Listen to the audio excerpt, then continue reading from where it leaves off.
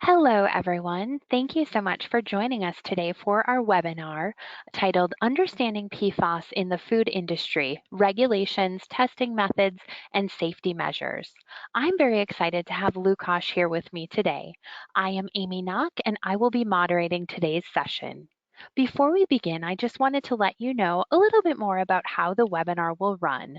The webinar is being recorded, and the slides and recording will be available to you within 3 business days. A short Q&A session will follow the presentation to answer any viewer-submitted questions. During the webinar, you can submit your questions that you have using the webinar sidebar menu. Select the Questions tab, type in your question, then hit the Enter key on your keyboard. Remember, you can submit questions anytime throughout the webinar. And that concludes my very brief introduction today. Lukas, I will now pass it off to you. You may begin your presentation. Thank you for the introduction and welcome everyone. I'm really excited to be able to give this presentation on PFAS, which are a really hot topic for food industry as well as other industries.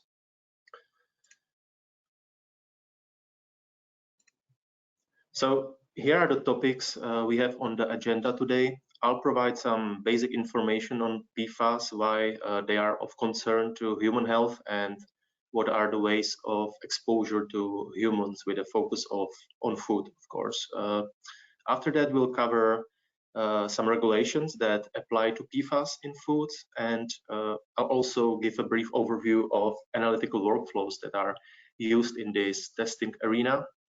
And in the next step, I'll walk you through the setup, optimization, and validation of our internal LC-HRMS assay that is currently being used in a medicine laboratory, and go over the validation data we obtained in selected matrices.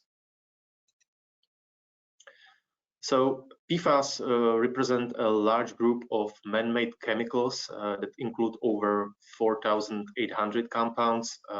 PFAS have been widely used in a variety of industrial and consumer applications since 1950s. This was due to their unique physical and chemical properties, such as hydrophobic and lipophilic nature, and both chemical and thermal stability.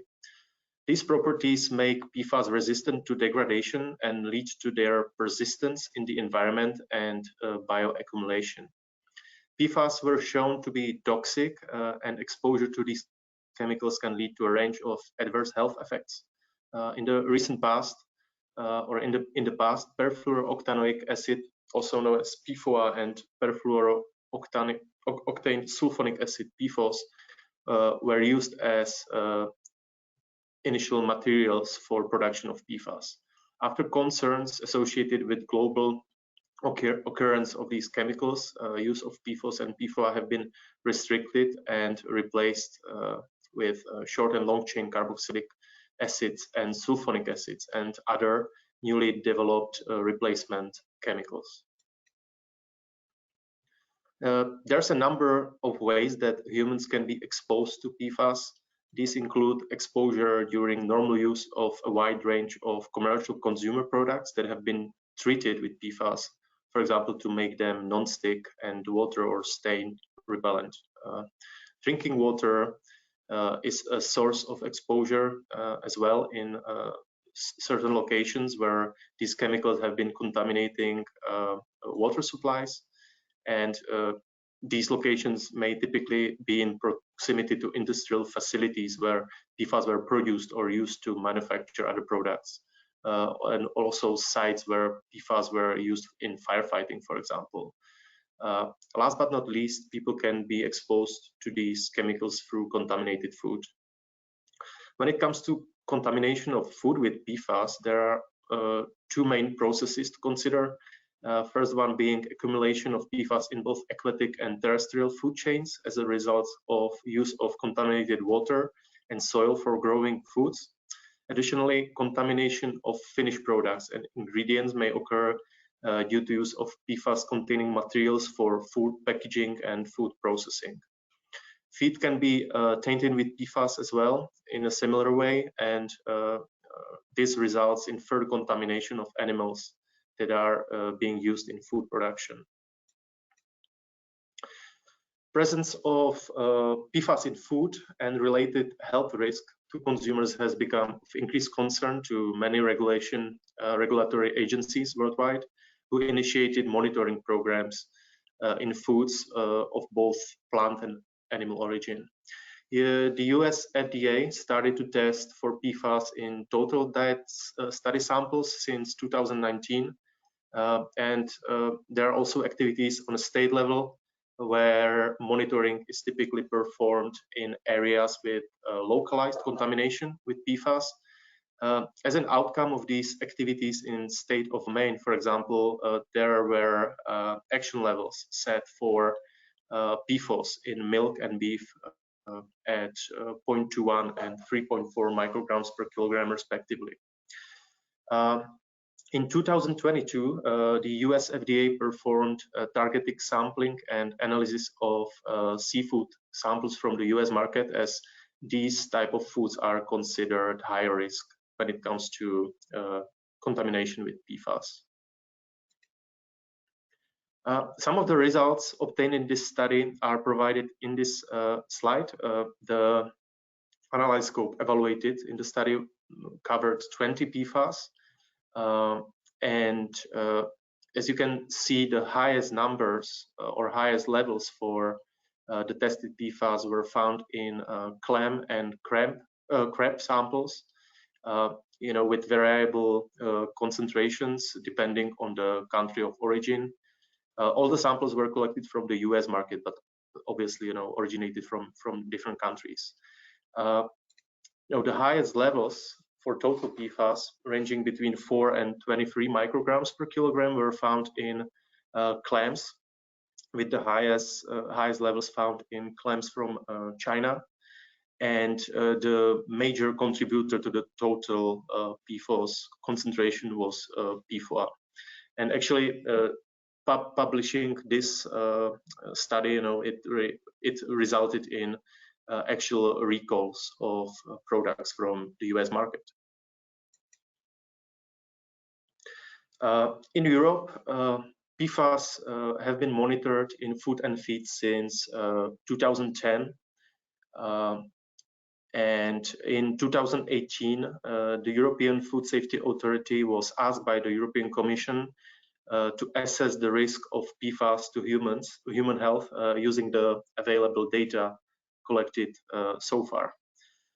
This assessment was completed in 2020 when EFSA published their scientific opinion and established a tolerable daily intake.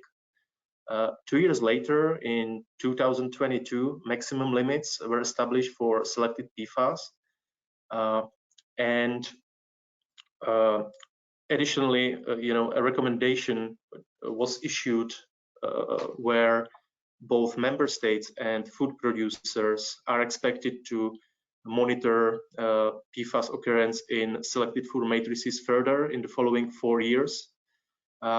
Besides that, another regulation introduced requirements for sampling for official control of PFAS in foods, and also laid down some requirements on performance of the analytical methods to be used in testing. So when it comes to the actual maximum limits, an overview is provided here. The maximum limits are set for 4 individual PFAS. These are perfluorooctane sulfonic acid PFOS, perfluorooctanoic acid PFOA, perfluorononanoic acid PFNA, and perfluorohexane sulfonic acid PFHXS. In addition to individual maximum levels, there's also a maximum level set for the sum of those compounds that differ depending on the category. When we look at information provided in the recommendation document for PFAS monitoring, you can see that there's in total a number of compounds to be monitored. On top of those that are actually regulated, there's a number of PFAS that should be monitored as well from different categories, including perfluoroalkyl carboxylic acid and perfluoroalkyl sulfonic acid, as well as PFAS substitutes, the emerging PFAS compounds. The recommendation provides some target LOQs the laboratories should achieve when performing monitoring. Not all of these are always achievable in currently with the current methods, but it's basically a goal for laboratories to achieve over the time and target these kind of LOQs when performing monitoring. And this recommendation also introduces so-called indicative levels, levels which, in case concentrations are exceeding these indicative levels, an investigation should be started into evaluating the source of contamination for these matrices. The European Reference Laboratory for Persistent Organic Pollutants has published guidance documents that is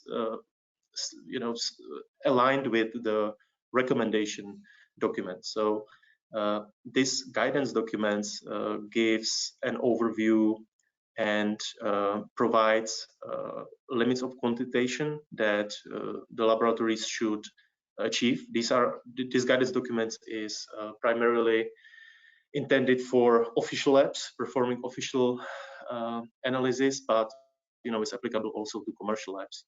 So there are some required LOQs that labs should achieve in different matrices, and as I said, also targeted limits of LOQ, limits of quantification to be achieved for analytes. Currently, there's a guidance for the four regulated PFAS, and the required LOQs for other PFAS are not currently available, but eventually will be added. On top of LOQs, there's also requirements for trueness and precision, basically being stricter when it comes to monitoring or analysis of compliance samples when comparing against regulatory limits. And then for monitoring purposes, the requirements for trueness and precision are less stringent, largely also because there may be some analytical challenges when it comes to the other compounds on the monitoring list. There are also some criteria for identification of detected analytes and so on. This is very useful document as it provides guidance for on how to overcome issues with interferences, and also it also lists some example methods that may be used and adopted for this type of testing.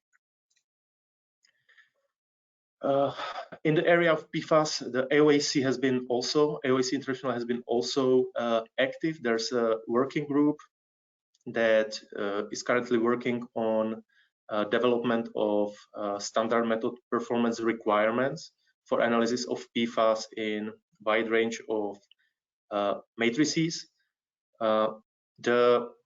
This is currently work in progress, but the draft SMPR should be released for public comments really soon. So stay tuned in case you're interested in providing your comments to this document.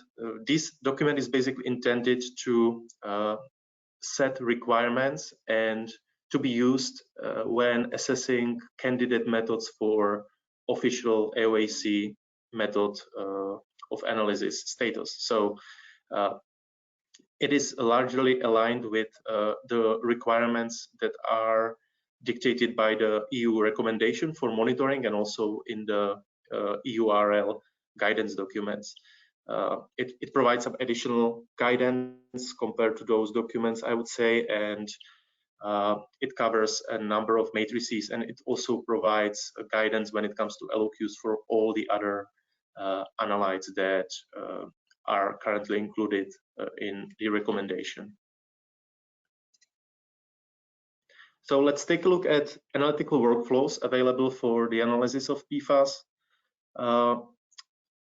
Liquid chromatography with negative electrospray ionization mode and tandem mass spectrometric detection is the most common and trustworthy analytical tool for the selective and sensitive analysis of different categories of PFAS. On the other hand, gas chromatography mass spectrometry has been also used, often with online solid phase microextraction sampling. And this type of technique is obviously applied mainly to volatile PFAS analysis. Depending on the type of matrix, sample preparation or sample pretreatment processes are typically required. So, in this arena, you need to clean up your samples because it's just, quite challenging to deal with the matrix. In case of foods, the procedures are mainly based on solid liquid extraction, liquid extraction, and also so-called catchers extraction workflow with solid phase extraction in either cartridge or dispersive mode. When we look at the main challenges that are faced in the analysis of PFAS, these are low target concentrations. Major problem is the presence of target analytes in the background. There are many sources of potential cross-contamination during the analysis and sample preparation, and there are also some challenges with selectivity for certain analytes.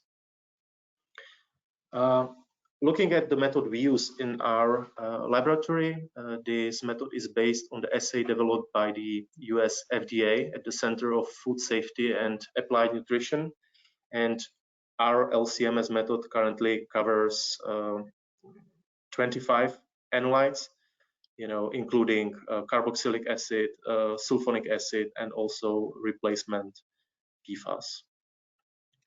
When it comes to sample preparation, this is based on quick, easy, cheap, effective, rugged, and safe extraction, aka catcher's workflow with dispersive solid extraction cleanup. The homogeneous samples are weighed into 50 ml polypropylene tubes and spiked with a mixture of isotope labeled internal standards, which are analogs of our analytes. We use hexane to defat oil samples and also seafood samples.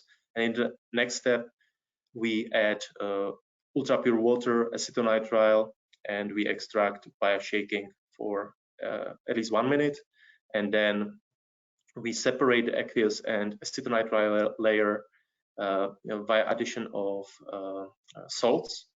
And after centrifugation, we take an aliquot of the acetonitrile layer into another tube, and we clean it up using a mixture of sorbents.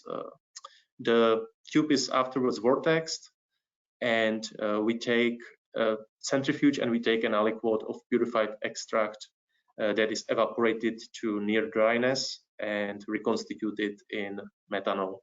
And after filtration of this extract, we perform instrumental analysis using LC-MS.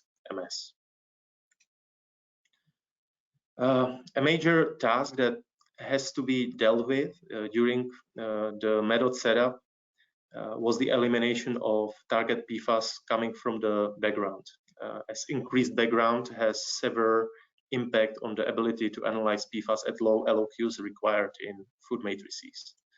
The major contributions to PFAS background observed in LC-MS analysis come from the LC system itself, LC mobile phase components, various labware, reagents and solvents, as well as additional equipment used in the sample preparation, such as a nitrogen evaporator unit and so on. The LC instrument in standard configuration contains a number of parts that contain fluoropolymers, such as polytetrafluoroethylene or fluorinated ethylene propylene. These materials are used because of their chemical inertness, but contain traces of low molecular PFAS that may leach from the LC instrument during its operation. Similarly, labware, including extraction tubes, syringes, filters, or vial caps, may also contain the above materials.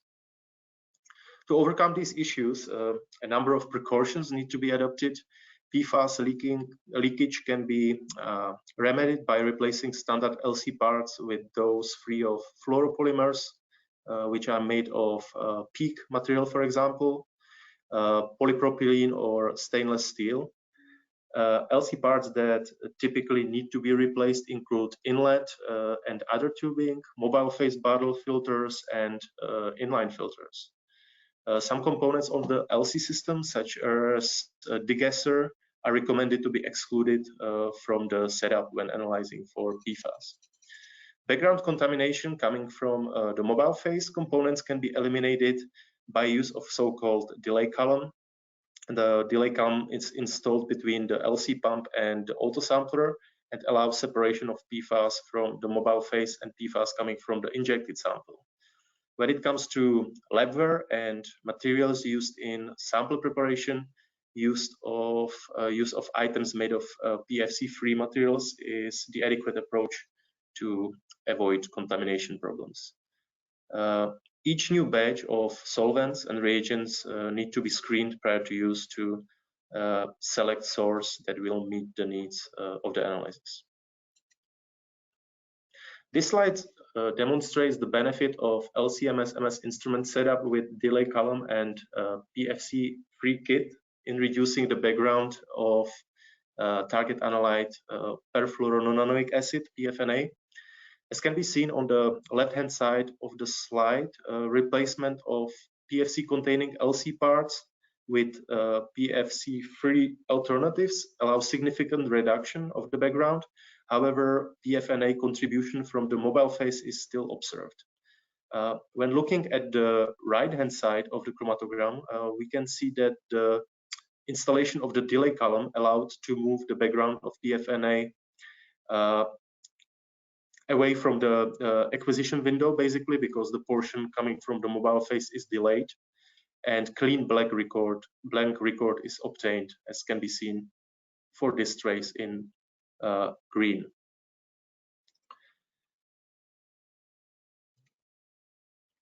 So in our method, we took all the possible precautions to eliminate the PFAS background. This included PFC-free kit provided by the instrument vendor and installation of the delay column. We used polypropylene or glass labware and observed no contamination from this source. It was necessary to evaluate catcher salts and sorbent mixes from several vendors to identify reasonably blank materials.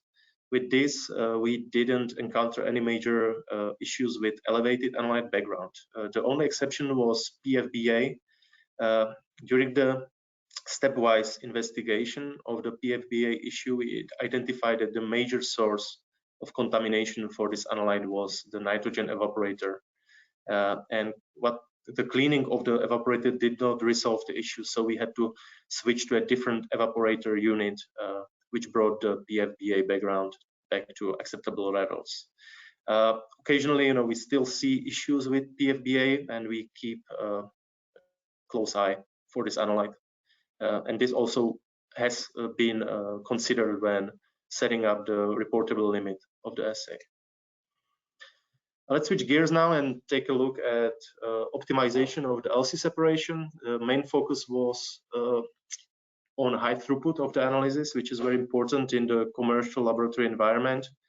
To meet this requirement, we employed 50 millimeter UHPLC C18 column with sub 2 micron particle size and corresponding 5 millimeter guard column, both maintaining at 50 degrees centigrade. To minimize the system back pressure, we used 3 centimeter superficially porous delay column. Considerable time was also spent evaluating the type and concentration of modifier in the aqueous mobile phase component. Various concentrations of ammonium acetate, ammonium fluoride, and ammonium formate were tested. There was only minimal impact on separation, but the type of mobile phase modifier impacted the response of certain analytes, especially HFPODA, which is also known as Gen X and is one of the replacement chemicals. Using 1 millimole ammonium formate as mobile phase A allowed us to get the best response for Gen X while not sacrificing response for the other PFAS. Mobile phase B was a mixture of acetonitrile and methanol. So the final optimized conditions we use in our method can be seen on the right-hand side of this slide. Under the optimized condition, we achieved baseline separation for all analytes in approximately 10.5 minutes, and the overall injection-to-injection cycle time was 13 minutes. The analyte peak widths at the baseline were at or below 0.2 minutes.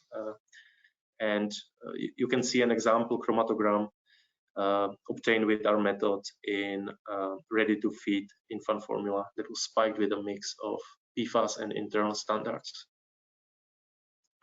The mass spectrometer was operated in negative electrospray ionization dynamic MRM acquisition mode with 2 or more MRM transitions recorded for each analyte and internal standard. The exception was PFBA and PFPEA, along with their stable isotope labeled analogs, for which only a single transition could be obtained. Target precursor ions were deprotonated molecules for all analytes except for Gen X that fragmented during the ionization and formed a decarboxylation product.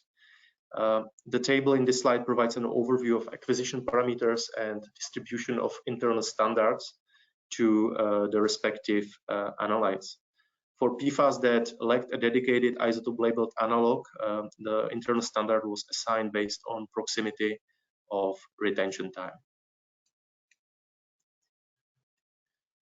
Target cycle time was set at 400 milliseconds, and we were able to get not less than 12 points per peak across the analyte peak. So we were able to get good characterization and good reproducibility of chromatographic peaks.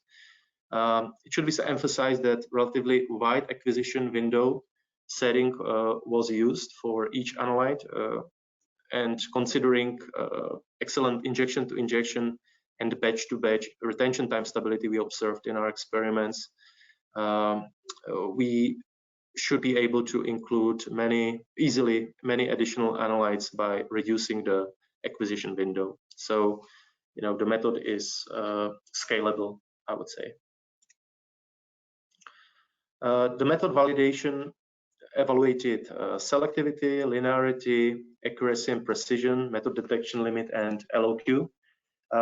Here you can see some representative matrices that were covered in the validation study. This included milk, infant formula, some related ingredients, and we also included seafood, that is fish and clams. Selectivity was demonstrated through analysis of method procedural blanks and unspiked validation samples. Additionally, adequate analyte identification was documented in samples based on comparison of retention times and qualifier to quantify MRM ratios. Linearity was evaluated based on analysis of calibration standards at 8 different levels. You can see some acceptance criteria for both linearity, accuracy and precision we employed in the analysis. Marginal recovery, repeatability, and intermediate precision were determined based replicate analysis of blank matrices spiked with PFAS at concentrations ranging from 0.05 micrograms per kilogram to up to 5 micrograms per kilogram.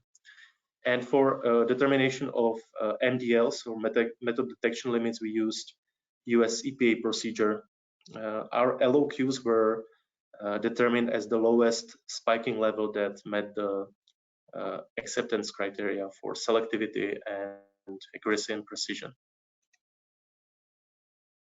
This can be seen in this slide, showing blank and LOQ spiked infant formula extract, we obtained good selectivity and for the target analytes with passing ion ratios.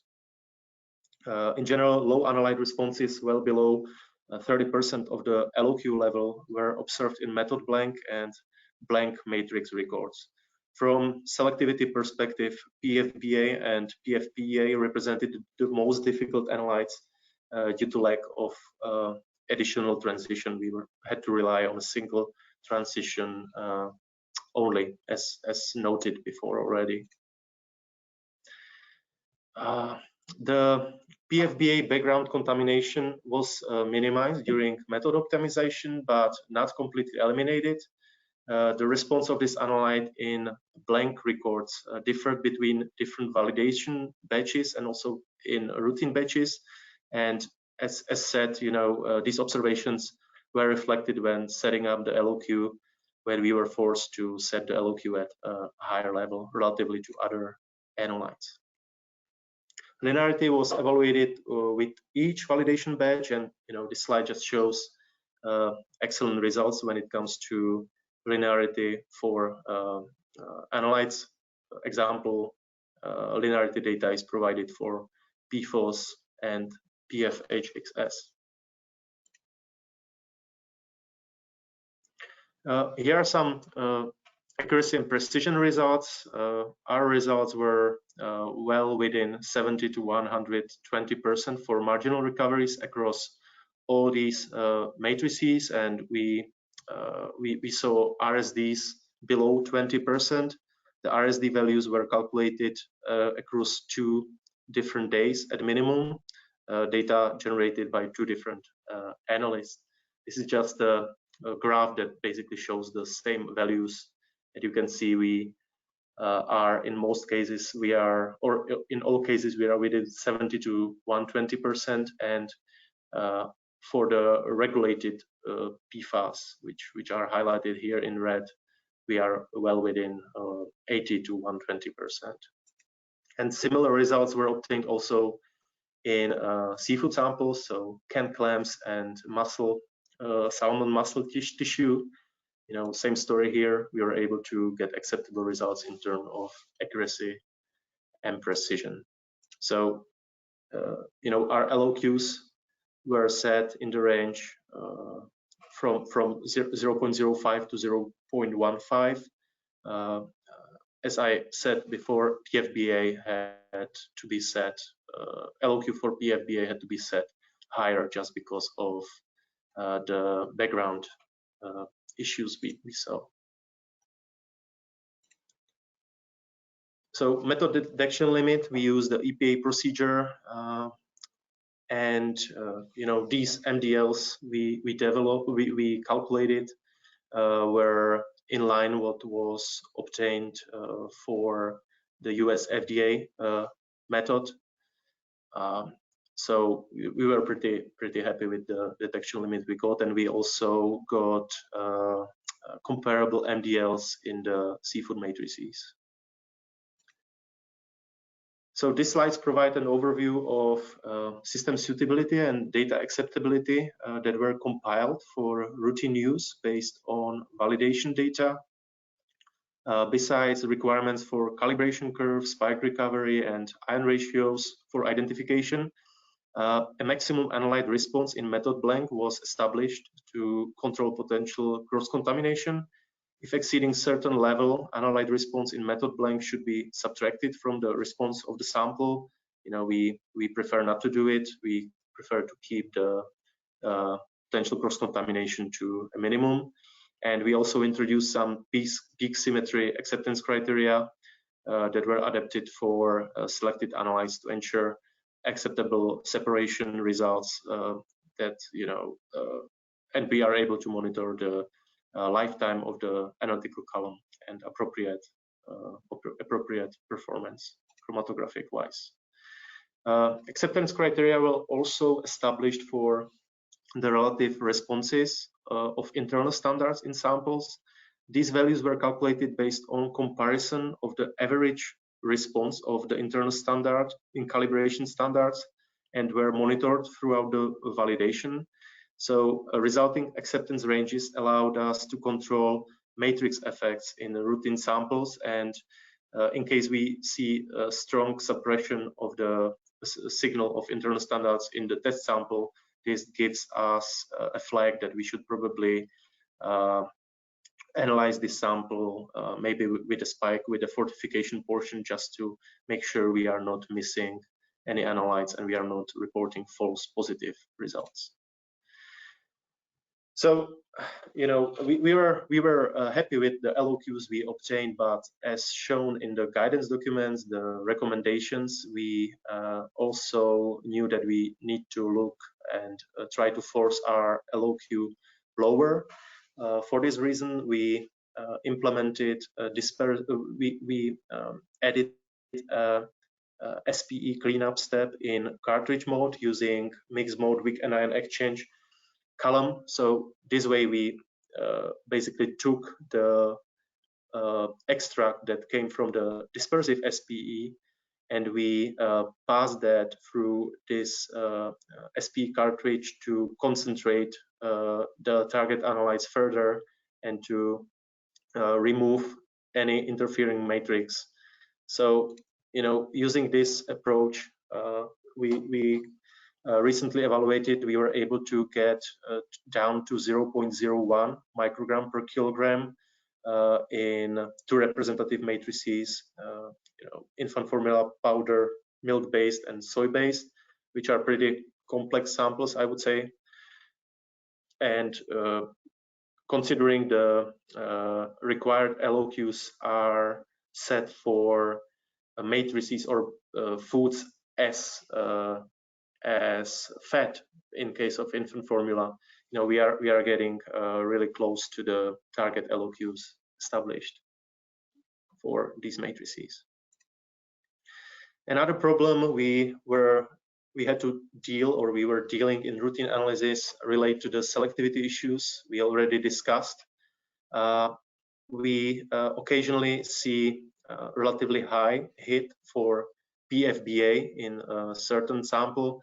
We have, you know, in this example, we have two samples, first of which is whey protein isolate, and the second one is rice protein isolate. And we see relatively high concentrations for PFBA established at approximately 4.5 and 11.5 ppb using the triple quadruple LC-HRMS.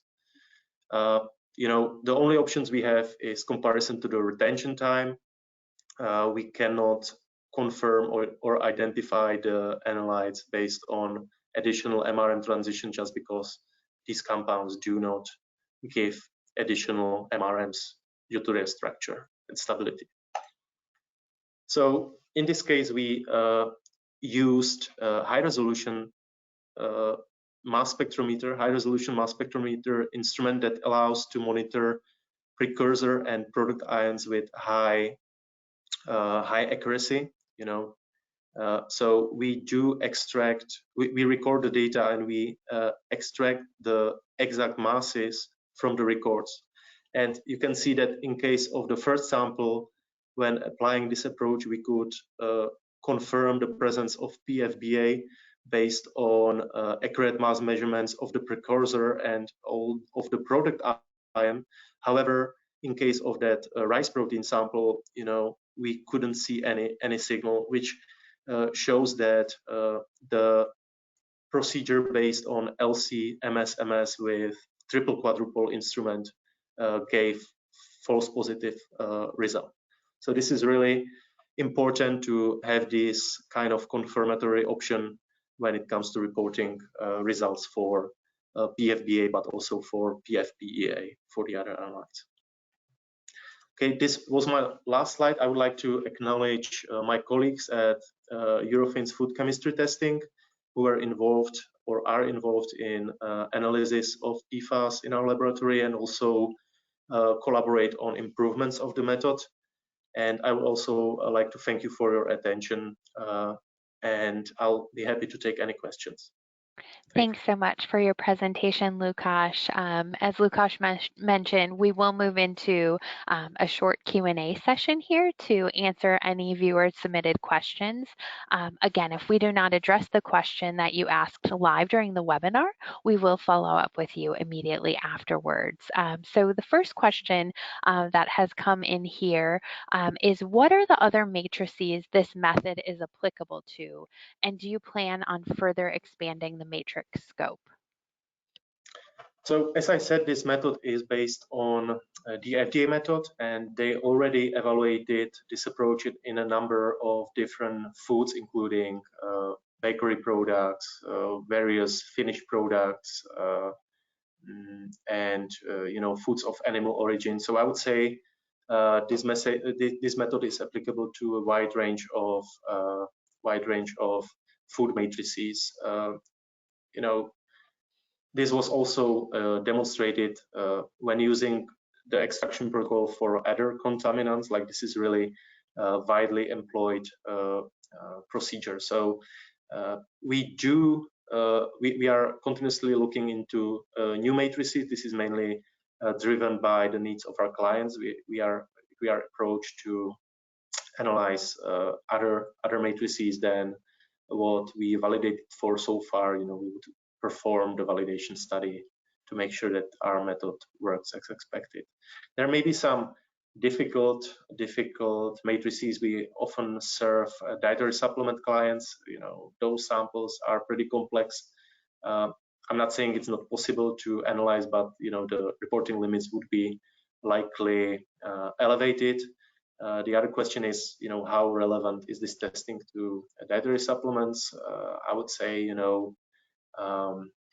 the main classes of concerns were already called out in the EU recommendation document. So, we are able, and we look at various foods, basically.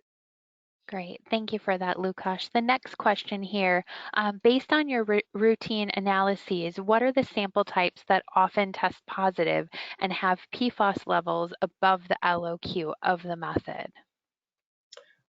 So obviously, seafood, we did a lot of testing in seafood and fish samples. Those do often exceed, or those are giving us relatively high levels, not always above the regulatory limits that would be applicable in Europe, but we see a fair portion of hits, and it's pretty much aligned with the findings of the US FDA when it comes to the type of PFAS we see, and the relative ratios of PFAS. The other matrix would be probably protein isolates from foods that are of animal origin, that we occasionally test, and that are quite frequently contaminated with PFAS. Great, thank you. And I think we have time for one more question here. This question, how do you control potential sample cross-contamination in routine analyses? There seems to be many sources of PFAS that can result in false positive results. So what we do, we basically prepare so-called method blank, which is typically water weight instead of sample. And we always process these method blanks with the sample. So at any point, that blank is processed in the same way as the test sample, and we are monitoring levels of all analytes in blanks. So this way, we are basically able to control any potential contributions that may occur during the sample preparation and analysis itself. This means that we also we did set the acceptance criteria, because as shown, background concentrations may be still there for some analytes. So with regard to the set LOQ, we do have some acceptance criteria based on which we either accept the data based on what we see in the method blank, or we reject and we re-extract or we look into what kind of problems we may be facing when it comes to cross-contamination to identify the source. Great. Thank you so much for that, Lukas. At this point, that will wrap up our Q&A session. Again, I want to remind everyone that a recording of the webinar, along with a copy of the slides, will be available in 3 business days. And thank you again, Lukas, for your presentation today. And thanks everyone for attending. Thank you. Have a great day. Thank you.